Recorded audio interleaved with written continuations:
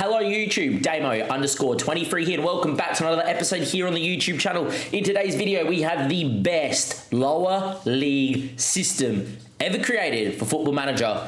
And this system will guarantee you guys getting promoted in your saves from the lower levels. We have done this in our main save. We've done Barton. And, well, what we have for you today is we're going to recap some of the goals, some of the movements in the match engine, and then most importantly, we are going to recap how to build this tactic. And, well, for a team that was not meant to be in this position, we currently find ourselves top of this division, and we were champions last year in the division below. This is in the lower levels of Scotland, but this will work in England, this will work in Croatia, this will work in Australia. Without further ado, let's run that intro and let's get into this 4-4-2.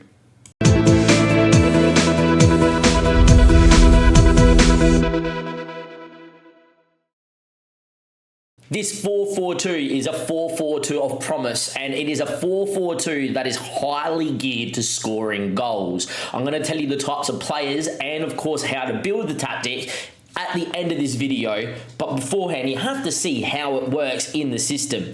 And, well, let's go into our most hardest game that we've had in the save.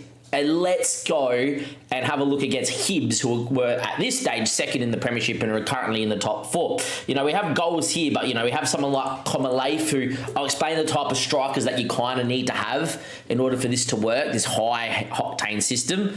But, you know, having a tactic that focuses on getting people in and around the box, having people and wingers that will be able to cut the ball in, it's that sort of highlight. It's that sort of system. It's very much focused on wing play. You know, we go to games where, you know, in more recent time when there's been goals, you go to a team like the goal against Cove here, and I think there's a goal that Roof scores from Alfie Stewart in open play. It really works on, can you get the ball out wide? Can you go and get the tactic? And yes, long throws are a thing too, but haven't really got it. But as you can see, you know, ball into a wide area. Can we whip it straight away? That sort of highlight is where it's going. It's not just this as well. There's other highlights here too, where there is goals in channels, etc., where, you know, a quick striker can help you play out. You know, goals from like what Komaleif provides for Roof here, or other way around, Roof for Komaleif. These are the sort of highlights that you need to see, you know. A highlight where you've got one striker from on the break, ball's headed away, one striker with another looking to link up, where you get the striker and stay wider, which will be one of the things, and then get into this half space and really do what they need to do. Get that speed going, get that run. If you're looking for that sort of counter-attacking whilst being aggressive sort of system, this is going to be the tactic for you. We've also got the data hub, which kind of proves this as well. Yes, we concede a lot of goals, but in the lower levels, it's all about, can you outscore your opponent? No one has got enough quality to defend. So it's all about, can you get in their faces, can you run nice and quick, and can you do the job against them? And as you can see here on the data hub, we're not meant to be one of the best teams in the league, but we've already got 85.4 goals expected this season, and we're 6 goals over that and scored over 90 goals, and there's still a handful of games left to go in League One here in Scotland. That is a massive amount of goals, and this is what the system's all about. Before we get into breaking down the system itself, the type of players you need, there's just going to be a quick little plug for the Twitch, and if you ever want to see how this system works live, go and check this out. Hey you, yes, you, follow me on Twitch. You watch all my content live, and of course, all the VODs for all your viewing needs. The Twitch is the place to go, and for funny clips like this. Pietro Pellegrini is a freak, Mum. Honestly. Pietro Pellegrini is a freak. The Twitch is definitely a place to be, but look, let's get into the tactic. This is the main reason why you guys are here, and I've got it all timestamped because I know a lot of you just want to go see the tactic, plug it in, play, and see how you go. I'm going to explain the type of player roles needed first and the type of players you need, and then from there, we're going to go into the actual system itself. So first things first is, I always recommend to have at least one striker of you two that has got quick pace and can do this next thing. As you can see, Komaleif is quick. He's also 6'1". I think it helps that they have height because there's a lot of headed goals in this system. I know I didn't show you any headed goals then, but if you watch any of the other content, you will know that Komaleif scores his fair amount of headers. and it's because we got him on stay wider. Now, you might be thinking, Damien, what does stay wider do as a striker? Why would you do that? You saw in the last highlight that by him peeling wider, him and Roof will be able to create a 2v1 on this side. It also means that, say if they have a back four, he can actually peel into these sort of areas, so your fullback or your winger on the break can actually punt the ball into this channel, and your striker, who instead of staying central, who comes wide, will actually be able to run into this area and set up for your other striker, or if they've got the speed like Comalafe does, beat his man and come in at goal. I think that is essential. I think you must have a quick striker on play wider. Now, on stay wider. Now, the other striker for me, if he has pace, brilliant. If not, it's hard to find. But as long as they're well-rounded in mentals and physicals, they're good enough to obviously play up front with. And I think a pressing forward with the advanced forward is the best too.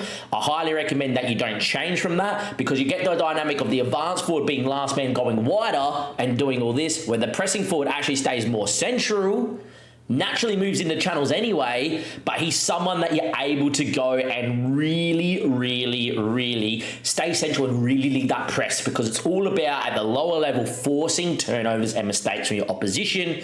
You're going to concede goals anyway over the top, so you may as well go on the full blitz press and off you go. And with that being said, Michael Roof is definitely someone that's good enough for this. So a player like this in the lower level could be really helpful. I do turn on dribble more, and that's mainly because at the lower level, centre-backs do not particularly like engaging defending. That's why at the lower level, there's a lot of goals. So if you can get one of your strikers to really be running at people, you know, leading that press, it's going to give you a couple different dynamisms in how you can play.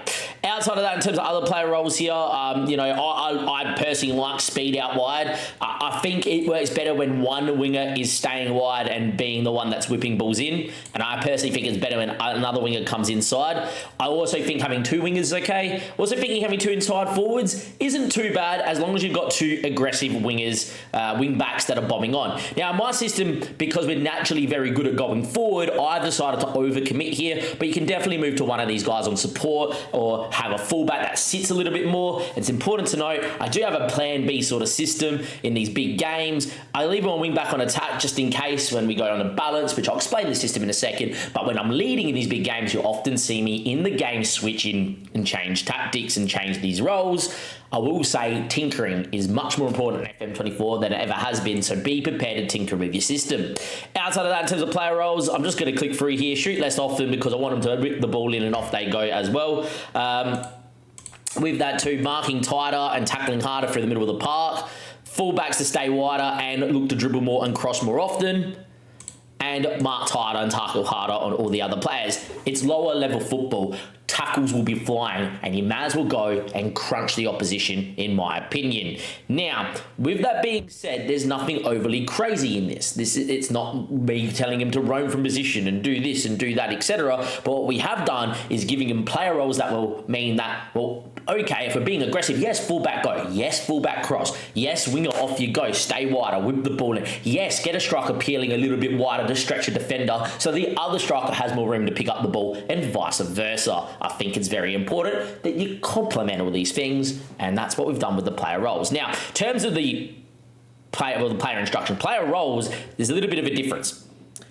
I think if you're in the top flight, would you play a 4-4-2 like this? Probably not. I'll probably recommend you go into a more balanced 4-3-3 or something like this. But in the lower levels, this is the be-all and end-all. Goalkeeper and defend. If you're playing sweeper keeper, they're not good enough, turn it off. Central defenders. Now, I can actually play Greg, and I have been playing Greg as a ball-playing defender this season, and that's only if the player itself has more than 12 passing. As you can see, Greg is someone that has more than 12 passing. I don't highly recommend a centre-back like this. The other centre-back that I have, I'm going to recommend for you guys to make sure you go get at least one of these guys in your team. But Greg, for me, on a free loan, if they can play the role, do it. But you need a centre-back like this.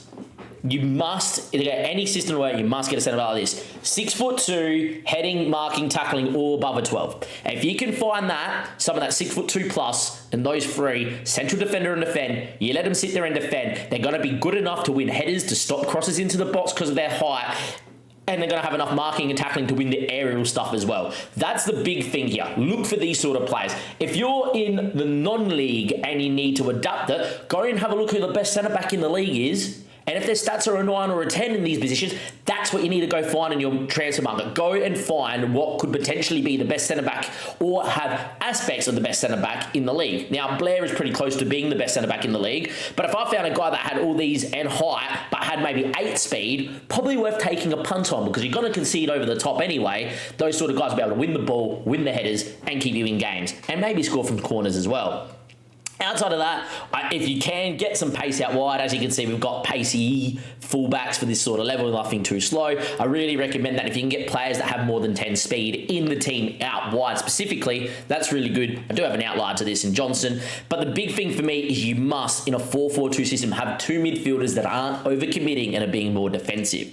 We have a ball-winning midfielder on support, still look to step up and support attacking moves by hanging out here and hitting them from distance, and a box-to-box that will shutter between the 2 boxes. But these are 2 workmanlike roles. And I feel like for any tactic, you must have workmanlike midfielders if there's only 2 of them. If you put an advanced playmaker, deeper line playmaker, etc., who's going to win the ball back? Who's going to be in the press? Who's going to bust their gut when they commit forward to get back in and make that bank of 4? Not really going to happen unless you use those roles. Wingers that have got, some decent amount of pace for the level. Obviously, Stewart's pretty quick for this level. And Johnson, as much as he doesn't have pace, has long throws at 14. That's the last thing I would recommend here when you look at players before we get into the system itself, is if you can find a player that has decent enough long throws. Carlo, for me, has also got 12 on the other side at right back. Get him in. Long throws are a thing. Turn them on. Get your big men up in and around the long throw sort of system. And as you can see, attacking third long throws, get a couple guys like Comalafe should be one of these guys in here, and Blair McKenzie the other, the 2 best guys that can head the ball, throw it into their head, get them flicking it onto the 2 guys in the 6-yard box. You will score goals or create enough havoc that you score from the secondary of this as well. With that being said as well, that's kind of what the tactic is and the players that you need. Let's go and break down exactly what you guys are after here. The actual tactic itself. Attacking is what I use. Now, you could use positive, you could start on balanced, but I feel like, especially in the lower levels, at home, be aggressive. If you're away from home or you're playing against a bigger team, maybe you can start on balance. But I'm telling you right now, against Hibs, against Dundee, against all these clubs, Livingston, that I've played this year in the cup runs that I've been on, at home, be on the front foot, score your goals, be clinical, put them under pressure, because oppositions aren't going to be able to deal with that. In terms of the tactic itself, you have to look to exploit space and be quick with the ball.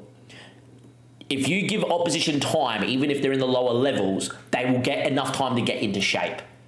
Here, players are that bad in the lower levels that if you don't give them time to get into shape, they won't even track where the ball is. Where a good team, even if they're out of shape, will still have a world-class centre-back or full-back that will press the ball to at least delay the attack. Here, it's not the case. So get that tempo on higher, get yourself from passing the space, so you exploit the space of the quick striker who's staying wider, or of these wingers that can run.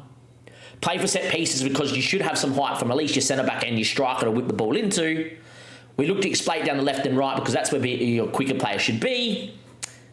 And the directness of passing, look, you can go to more direct if you want. You can also go to lower. I think standard's beautiful. I think it gives you the mix of passing in the space by going long, but you will see highlights where your players will build out, not from the back, but may, win the second ball on the press and then play some shorter passes and link up in the final third.